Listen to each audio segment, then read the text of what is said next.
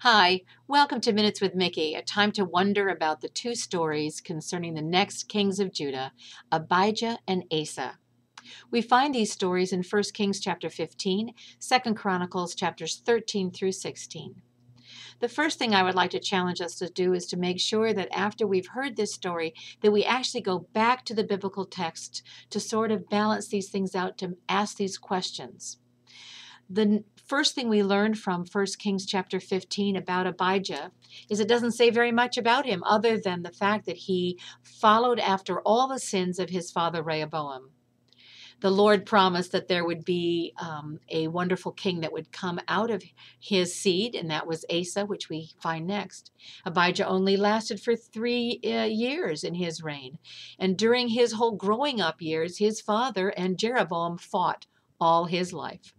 So it's no wonder that Abijah would have nothing but war in his own mind.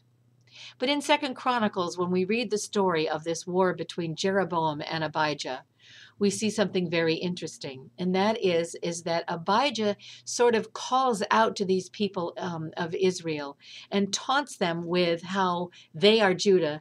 He belongs to the tribe of Judah and that they have all the right stuff, and Jeroboam and Israel has all the wrong stuff concerning following God. What I think we need to wonder about here is Abijah saying this because he truly followed God?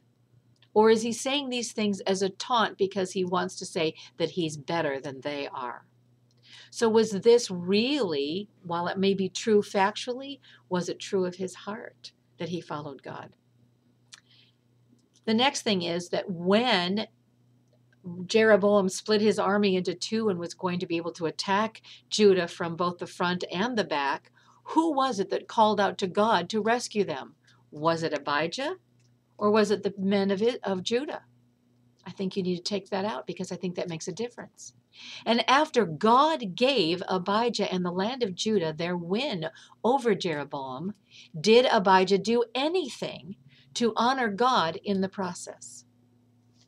And later in the text, when it says that Abijah was strong at the end of that victory, was it because God blessed him?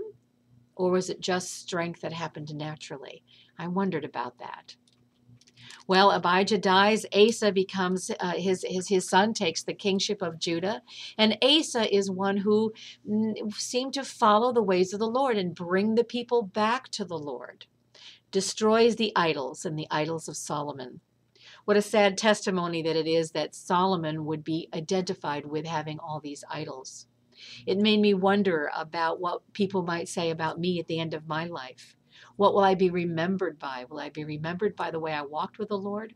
Or will the memory of the things that I did that were disobedient be what hangs over the air? I think that's a good wonder for all of us to think about. Asa, of course, calls upon God for victory when they're attacked, and God blesses him and gives it them. And the prophet tells Asa to follow God and walk with him, and he continues to destroy the idols. But is it just really heartfelt destruction of idols, or was it just superficial? Because Asa turns against the Lord. Why? How did that happen? I need to know a little bit more about that. I wonder what was going on. Why would he turn so? And in that turning, he even rejected what the prophet was saying to him of walking in the ways of the Lord.